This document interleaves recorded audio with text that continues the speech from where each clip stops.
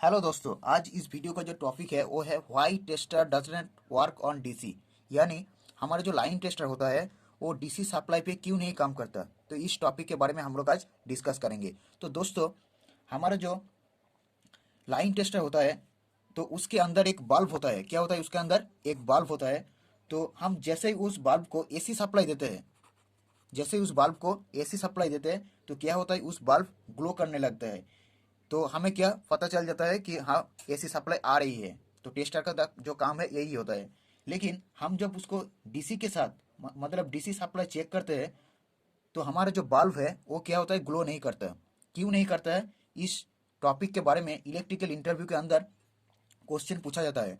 तो आप हम जान लेते हैं तो इसका रीज़न क्या है। तो दोस्तों, पहले मैं बोल देता हूँ इसका टोटल दोनों रीज़न है, दो रीज़न है। पहला जो रीज़न है उस बारे हम लोग देख लेते हैं। तो दोस्तों, हमारा जो ट्रांसफार्मर होती है, हमारा जो ट्रांसफार्मर होती है, इस ट्रांसफार्मर में एक सप्लाई सोर्स है। हमारा ट्रांसफार्मर क्या है? एक सप्लाई का सोर्स है। कौन सा सप्लाई का सोर्स? एसी सप्लाई का सोर्स है। तो हमारा ट्रांसफार्मर जो स्टार कनेक्शन होता है, आप देख सकते हैं पिक में, हमारा जो ट्रांसफार्मर का जो स्टार कनेक्शन होता है, तो एक मान लो ये आर फेस, ये बी फेस, ये वाई फेस। तो हर एक फेस का जो कॉमन पॉइंट होता है, मान लो ये होता है न्यूट्रल पॉइंट। ये कौन सा पॉइंट है? ये न्यूट्रल पॉइंट। तो ट्रांसफार्मर के अंदर ये जो न्यूट्रल पॉइंट है, इस पॉइंट को हम लोग ग्राउंड यानी अर्थ कर देते हैं वहाँ पर। तो ये जो एसी सप्लाई है, इस एसी सप्लाई के जो ट्रांसफार्मर है, जो स्टार कनेक्शन, तो वहाँ पर जो कॉमन पॉइंट होता है उसको हम लोग न्यूट्रल कहते हैं। इसी न्यूट्रल को हम लोग ग्राउंड कर देते हैं। तो इस ग्राउंड करने से एक फ़ायदा भी होता है। एक फ़ायदा यानी एक बेनिफिट होता है। क्या बेनिफिट? जब हम घर में, यानी घर में जो बल्ब यानी कोई भी उपकरण को आप चलाते हैं, मान लो एक बल्ब 100 वाट की बल्ब है ये, मान लो एक 100 वाट की बल्ब है। तो इस बल्ब को चलाने के लिए हम लोग का क्या, फेस और न्यूट्रल देना ज़रूरी है, तब भी ये बल्ब ग्लो करेगा। तो क्या होगा, यहाँ से मान लो आप फेस दे दिए, फेस दे दिया यहाँ से, और ये जो पॉइंट है इसी इसी के साथ आप न्यूट्रल कनेक्ट कर सकते हैं, तब भी बल्ब ग्लो करेगा। और इसी पॉइंट को आप जब ग्राउंड के साथ कनेक्ट कर देंगे यानी अर्थ कर देंगे, तब भी ये बल्ब ग्लो करने लगेगा। क्या करने लगेगा? ग्लो करने लगेगा ये बल्ब। क्यों ग्लो करने लगेगा? क्योंकि ये जो सर्किट है फेस के साथ है, पूरा अर्थ के साथ, ये जो सर्किट है ये कंप्लीट हो रहा है। सर्किट कंप्लीट होने के कारण ये बल्ब ग्लो करेगा। आप देख सकते हैं यहाँ पर जो न्यूट्रल पॉइंट था इसी को हम लोग ग्राउंड कर दिया। तो ग्राउंड करने से क्या होगा, यहाँ पर आप जब जो बल्ब का जो दूसरा टर्मिनल है, दूसरा पॉइंट है, उसको आप जब ग्राउंड कर देंगे तब भी ये बल्ब ग्लो करेगा। लेकिन दोस्तों, हमारा जो डीसी होता है, हमारा जो बैटरी होता है, डीसी यानी बैटरी का जो सोर्स, बैटरी से हम लोग क्या सप्लाई मिलता है? डीसी सप्लाई यानी डीसी सोर्स मिलता है। मान लो एक बैटरी है, ये क्या है? मान लो एक बैटरी, बैटरी का यहाँ पर पॉजिटिव टर्मिनल है, ये नेगेटिव टर्मिनल है। तो दोस्तों, इस बैटरी में दो टर्मिनल होता है, एक पॉजिटिव एक नेगेटिव। तो ये जो पॉजिटिव टर्मिनल है और ये जो नेगेटिव टर्मिनल है, यहाँ पर नेगेटिव टर्मिनल को हम लोग अर्थ के साथ कनेक्ट नहीं कर सकते और ना ही किया जाता है कि ये जो नेगेटिव टर्मिनल है, इस नेगेटिव टर्मिनल को हम लोग अर्थ के साथ नहीं कनेक्ट कर सकते।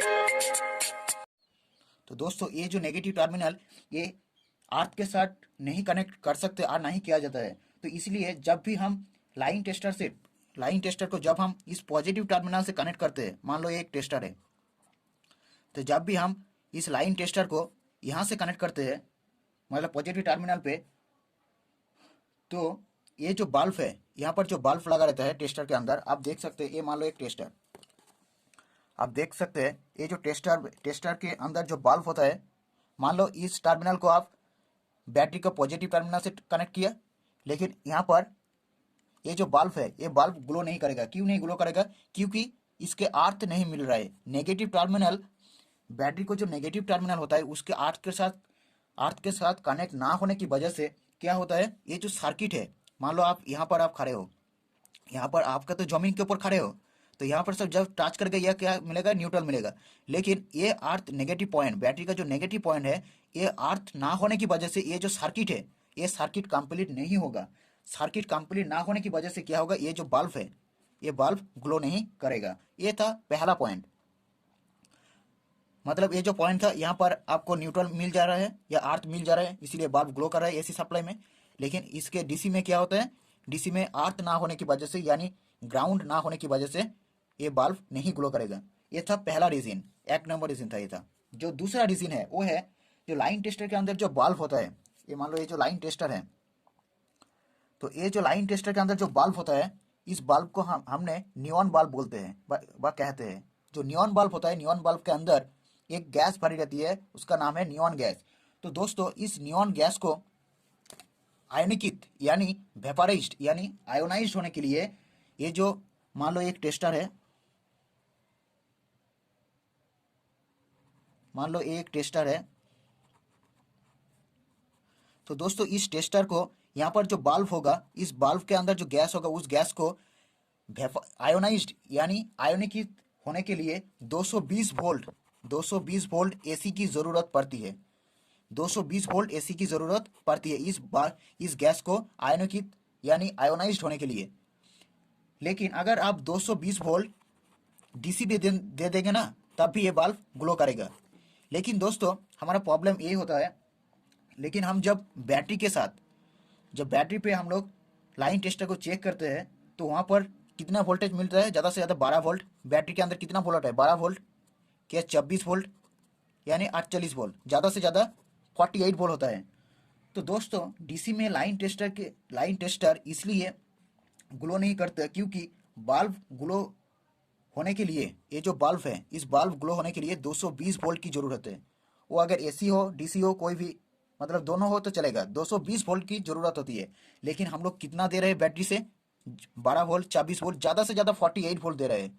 तो यहाँ पर 220 वोल्ट हम लोग नहीं दे रहे हैं। तो 220 वोल्ट ना देने की वजह से हमारा जो बल्ब है, टेस्टर के अंदर जो बल्ब है, ये जो बल्ब है ये क्या करेगा, ग्लो नहीं करेगा। तो ये था दूसरा रीज़न, मतलब वोल्टेज पूरी ना देने की वजह से हमारा बल्ब नहीं ग्लो करेगा डीसी के अंदर। वहीं अगर एसी में मिल जाए, एसी में क्या होता है, हमारा तो 220 वोल्ट आते हैं एसी के अंदर। तो एसी में जब भी हम एसी के फेस के साथ कनेक्ट करेंगे, या जब भी हम फेस के साथ टेस्टर को लगाएंगे, तो यहाँ पर आप चेक करेंगे तो यहाँ पर ये बल्ब ग्लो करेगा, क्योंकि यहाँ पर 220 वोल्ट एसी मिल जा रहा है, तो इसलिए ये बल्ब ग्लो करेगा। तो यही था जो दो रीज़न, इसलिए डीसी सप्लाई पे टेस्टर वर्क नहीं करता।